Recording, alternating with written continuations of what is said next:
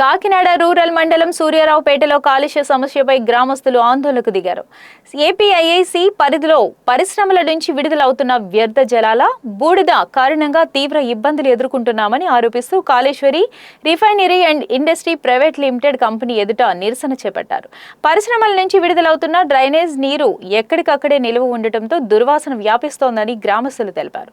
దీంతో స్థానికులు తీవ్ర ఇబ్బందులు ఎదుర్కొంటున్నామని వాపోయారు. అలాగే కంపెనీ చిమ్మీల నుంచి వెలువడుతున్న బూడిద ఇళ్లలోకి చేరి తాము వండుకునే ఆహారంపై కూడా పడుతోందని మహిళలు ఆవేదన వ్యక్తం చేశారు. కాలుష్యాన్ని వెంటనే నియంత్రించాలని, బాధ్యులపై చర్యలు తీసుకోవాలని డిమాండ్ చేశారు. స్థానికులు తమ సమస్యలపై ధర్నా చేస్తుంటే మద్దతు తెలిపామని కాకినాడ రూరల్ మండలం సిఐటియు కార్యదర్శి తొట్టిపూడి రాజా తెలిపారు. గ్రామస్తుల ఆందోళనతో స్పందించిన కంపెనీ హెచ్ఆర్ మేనేజర్ తమ్మాజీ వారితో చర్చలు జరిపారు. ఈ నెల 11వ తేదీలోపు ప్రజలకు ఎలాంటి ఇబ్బందులు లేకుండా అన్ని రకాల కాలుష్య నివారణ చర్యలు పూర్తి చేస్తామని హామీ ఇచ్చారు. సూర్యారావుపేట పరకాల నుంచి విలేజర్స్ తమ ఫ్యాక్టరీ రావడం జరిగిందండి. సో వాళ్ళ మెయిన్ ఇష్యూస్ ఏంటంటే మా బాయిలర్లో చిమ్నీ నుంచి కొద్దిగా యాష్ ఎమిషన్స్ వస్తాయని చెప్పారు. ఓకే, నెక్స్ట్ ఏమో ఈ కెనాల్ ఇష్యూలో కొద్దిగా స్మెల్ వస్తుందండి చెప్పారు. సో దానికి ఆల్రెడీ మేము బాయిలర్ చిమ్నీకి ప్రికాషన్స్ ఏం తీసుకున్నారో ఆల్రెడీ మేము ఆర్డర్ చేసి ఉన్నామండి. ఒక కన్సైన్మెంట్ ఆల్రెడీ వచ్చేసి ఉంది. రెండో కన్సైన్మెంట్ వితిన్ 2-3 డేస్లో వస్తుంది.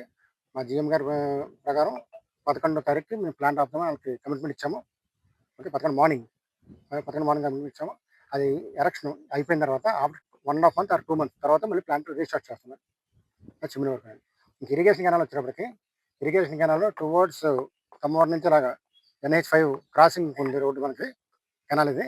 సో అది జంక్ అయిపోయి ఫ్లో లేదు, ఫ్రీ ఫ్లో లేదు. దానికి మేము రికమెండేషన్ ఇచ్చాము, ఏపీఐసి ఇచ్చాము, ఇరిగేషన్ మన డి పిఠాపురం ఇచ్చాము, ఈ పెద్దాపురం గారికి ఇచ్చాము, ఎస్సీ దేవరేశం గారికి కూడా మేము రిప్రజెంటేషన్ ఇవ్వడం జరిగిందండి. సో వాళ్ళు సర్వే చేసి సో దానికి సొల్యూషన్ చూపిస్తామని చెప్పారు. సో మళ్ళీ రిప్రజెంటేషన్ ఇవ్వడం జరుగుతుంది వాళ్ళకి, ఎస్సీ గారికి కానీ లేకపోతే కలెక్టర్ గారికి కానీ. మేము కూడా మా ఇండస్ట్రీ నుంచి కూడా రిప్రజెంటేషన్ ఇవ్వడం జరుగుతుంది. మాకు కూడా సొల్యూషన్ కావాలండి. ఇప్పుడు మా రైన్ వాటర్, మా ఎఫ్లెంట్ వాటర్ మేము అయితే ఈడీపీకి తీసుకుంటాం. సో మా రైన్ వాటర్ బయట వెళ్ళడానికి కూడా మాకు సొల్యూషన్ కావాలి.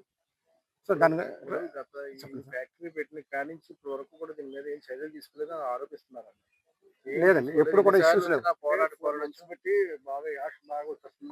అదే అక్కడ బ్యాక్ ఫిల్టర్ పోవడం వల్ల అది వీళ్ళు యాక్సిడెంట్ చేయకముందే 1 month బిఫోర్ మేము ఆర్డర్ పెట్టడం జరిగింది. అధికారుల నిర్లక్ష్యం అంటారు అయితే ఏదండి,